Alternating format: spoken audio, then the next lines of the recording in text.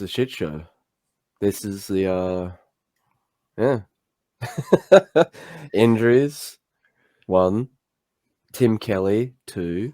You can't. Tim Kelly at least was serviceable yesterday. No, it's not saying that it's Tim Kelly's fault. It's the fault of the front office, the scouting.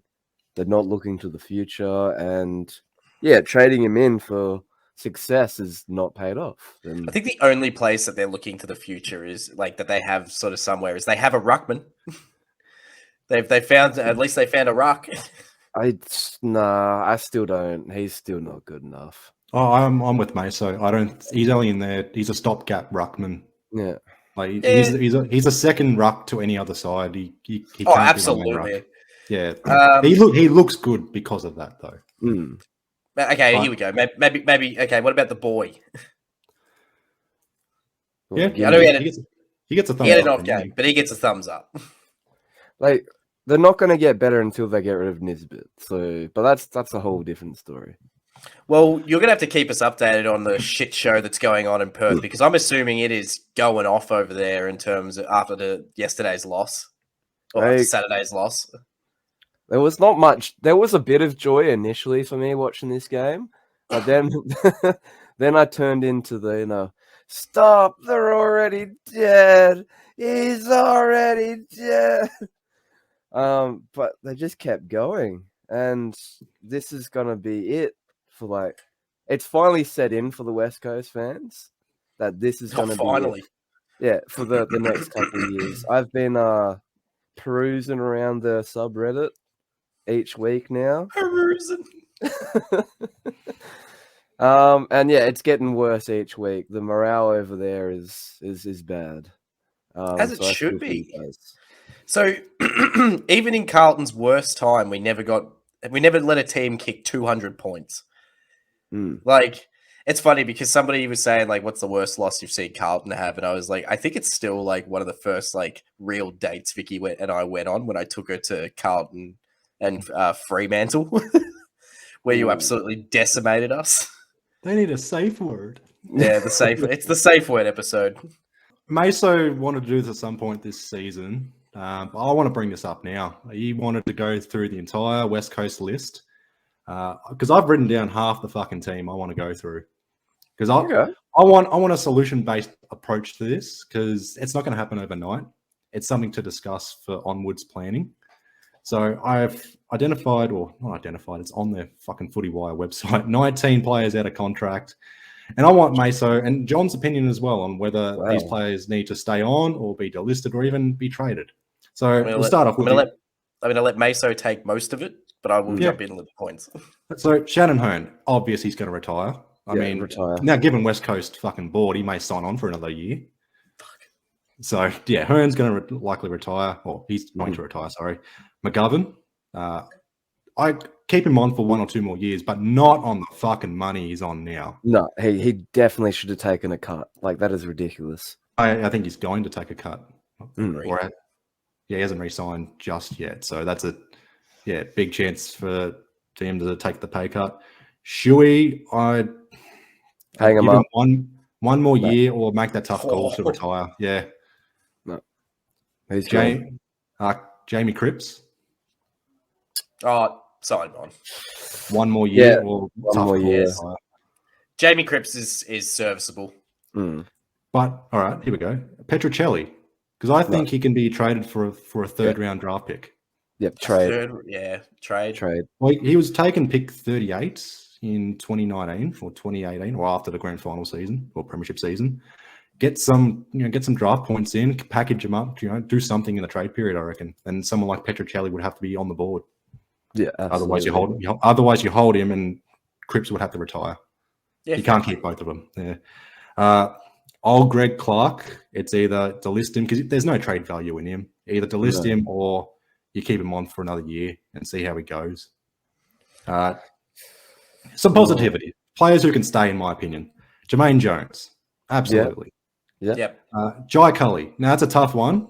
He's on the long-term injury list, but I reckon he stays. And he hasn't gotten a fair shake of it, I reckon. Do you give him 1 or 2 though? Yeah, I'd give him 2. Yeah. Yeah. Ryan Marich, mid-season recruit this season, 200 plus centimeters. Keep him on. Get rid of Jack Darling and keep him. Yeah, and Marich has been looking good the last. I shouldn't say good. Serviceable is probably the best word for these players. Yeah, 2 goals on debut against Adelaide. I think it was first kick, first goal. So good on him, but he was quiet against Sydney. But keep him on.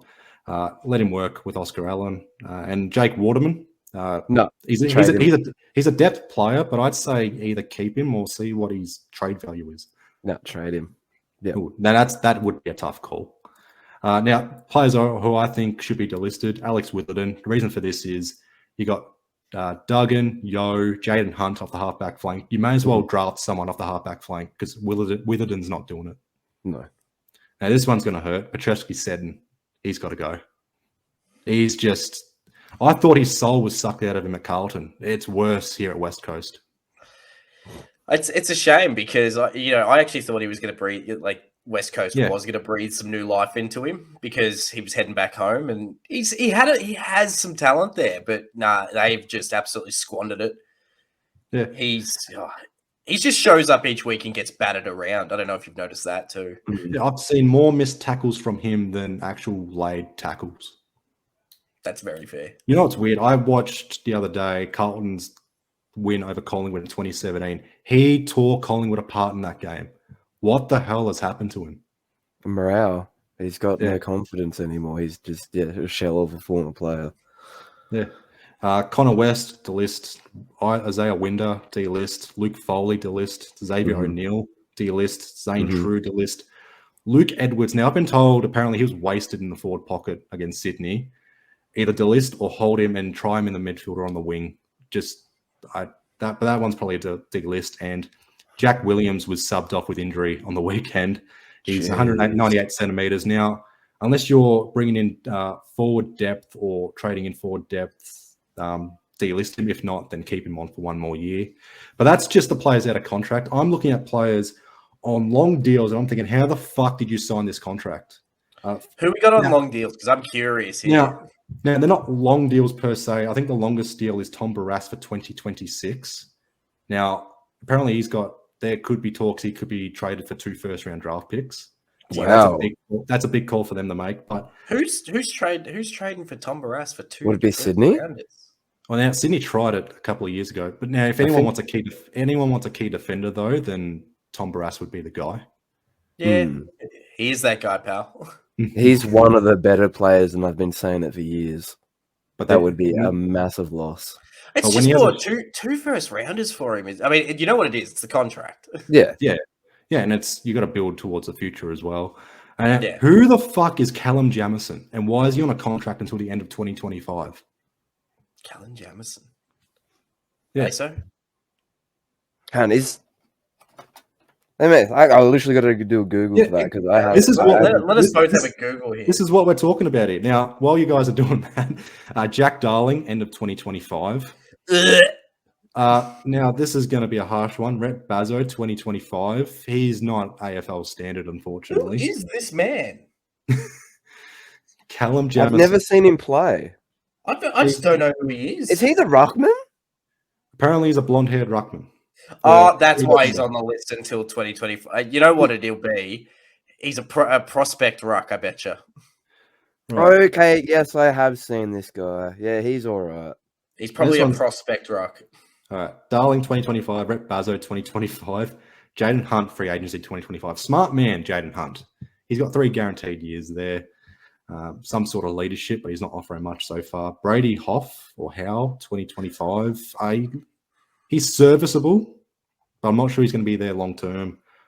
Tom Cole is a premiership player. He's only played 82 games. He's 26 years old, 2025. Campbell Chester, 2025. He's got to get his body right. Dom Shee, 2025. Oscar Allen, 2025. He'll stay there. Tim Kelly, 2025. I think Liam Ryan is 2024, but that's a tough call to make as well. Do you trade him for some draft picks? You need him. How old is he? What is he, like 28? 28, looks 38. Yeah. What about the boy? Oh, no, you keep him. No, but has he got? He must be the middle year then. I think he's a middle year. I reckon like they take 2024 sort of thing. Yeah, same with Elijah Hewitt and Noah Long. Because you got to keep him. But I tell you what, Freo, if you're looking for a bull, if you could pull Jinby over. Gone are the days where players will go, oh, I want to go to West Coast. I want to go to Western Australia, but I only want to go to West Coast. If anyone's coming to Western Australia, they're going to Freo now. Got a good solid 5 years of at least getting picked over West Coast there, Meso. Yeah, it's been like that for a while though, hasn't it? Outside of Tim Kelly. Yeah. But yeah, true, actually. But this goes back to 2018 when West Coast outbidded North Melbourne to keep Andrew Gaff.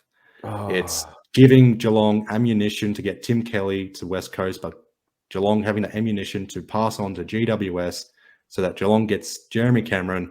And now GWS have Aaron Cadman pick 1 and still have enough ammo to potentially split their picks for West Coast pick 1 so that they can get Harley Reid.